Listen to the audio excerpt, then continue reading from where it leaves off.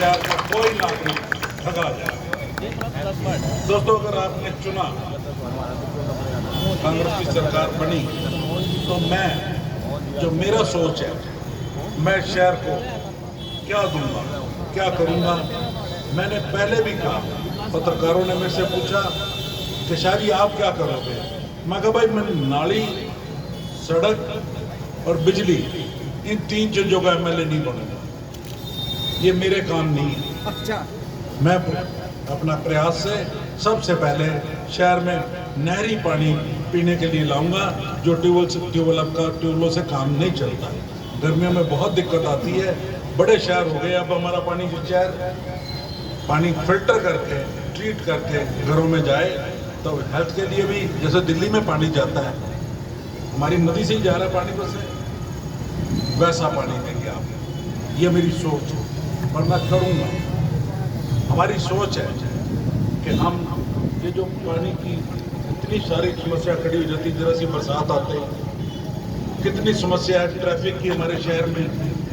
ये सारी चीज़ें हम IIT से बच्चे जो निकल के आए, बड़ी कंपनी से कॉन्टैक्ट कराएंगे सरकार का, और ये परमानेंट हल करेंगे रास्ते का भी। ये कोई तरीका नहीं है कि इधर से ज़्यादा रश हो गया तो चौराया बंद कर दिया, रास्ता बंद कर दिया, उससे ट्रैफिक कंट्रोल नहीं होगा। नवी सड़कें पड़ी हुई, नवे रास्ते, कोई नए तरीके से चलेंगे।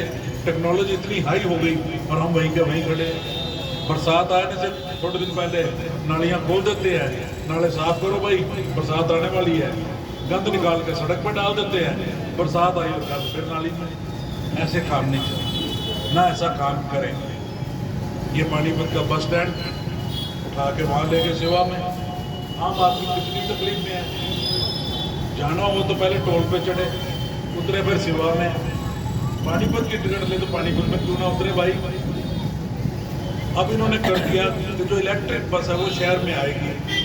भाई तुमने जो ये बस स्टैंड उठाया यहाँ से, पोल्यूशन की वजह से उठाया या ट्रैफिक की समस्या की वजह से उठाया, ये नहीं बताते। तो भाई पानीपत के बस स्टैंड को चालू करेंगे, हर सूरत स्कूल को बस स्टैंड से जुड़वाऊंगा। पानीपत की सारी पानी, जो सबसे जरूरी काम पानीपत का है, मेरे सारे इंडस्ट्रियलिस्ट भाई बैठे हुए हैं। जो पानीपत की इंडस्ट्री है, जिसको ये बोलते हैं कि मेरे ये वो नहीं है, हमारे उस इलाके से बाहर पुरानी लगी हुई है, उसको ये CLU नहीं देती, उसको मैं हर सूरत क्रिमिनलाइज कराऊंगा और हर सूरत उसको रेगुलराइज कराऊंगा। जो इंडस्ट्री ग्रो नहीं करेगी तो शहर का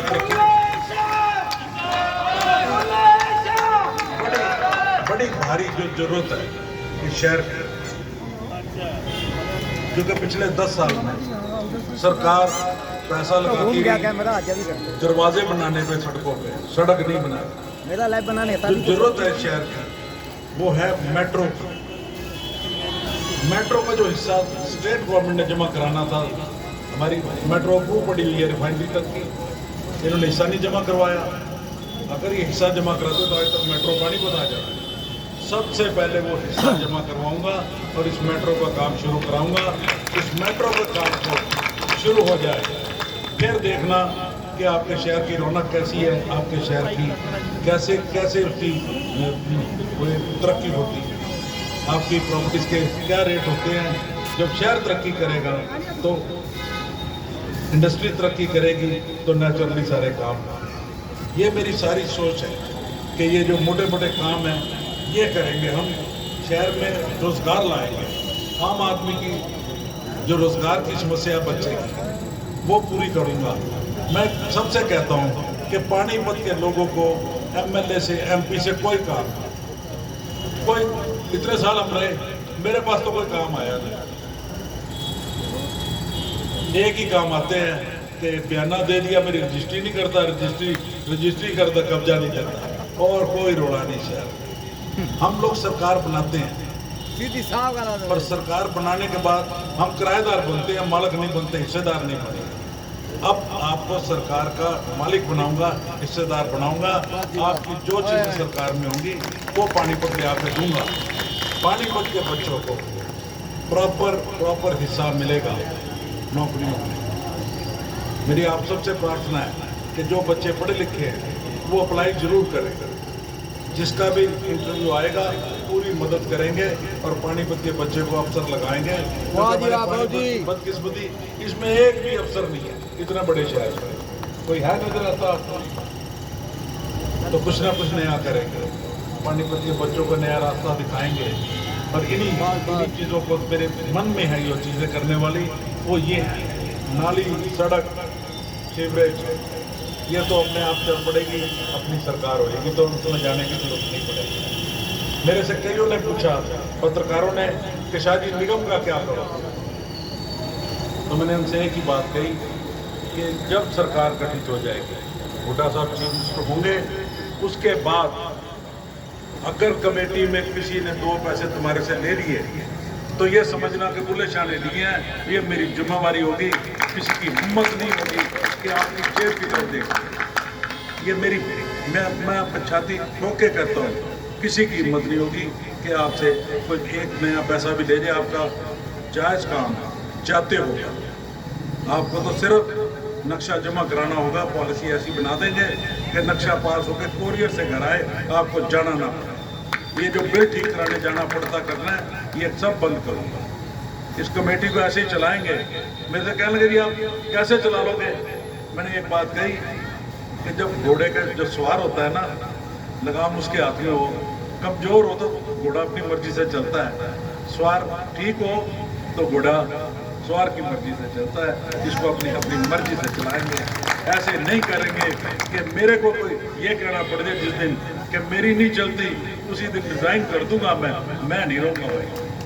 मेरी नहीं चलेगी तो चलेगी किसी? आप चुन दोगे, आपका साथ होगा जनता का, इतने पीछे हाथ होंगे तो कैसे नहीं कोई सुनेगा भाई। हमने कोई चोर चक्के का काम तो करना नहीं, कमीशन कभी ली नहीं, दामन बिल्कुल साफ है परमात्मा की कृपा से। आपने देखा होगा ये 10वां चुनाव लड़ रहे हैं हम कांग्रेस से। 2 चुनाव मेरे दादा ने लड़े, 6 भाई ने लड़े, दूसरा मैं लड़ रहा हूँ।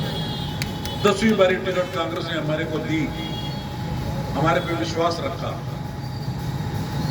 मैं अपने विश्वास को खराब नहीं होने दूंगा। अगर आप मेरे पे विश्वास रखोगे, आप आराम से सोना। कभी आपको ये सुनने को नहीं मिलेगा कि बुला धोखा कर गया, बोले ने कोई गड़बड़ कर दिया। आपके विश्वास को कभी भी हिलने नहीं दूंगा। इन्हीं शब्दों के साथ मैं आपसे पुनः प्रार्थना करूंगा कि आप ये 5 तारीख को चुनाव है, बड़ा जोर लगा के इन्होंने पहली की 5 करवाई है, नहीं तो पहली को काम हो जाना था इनका। 4 दिन और ले गए। 4 दिन देख लो भी 4 दिन में क्या क्यों लिया।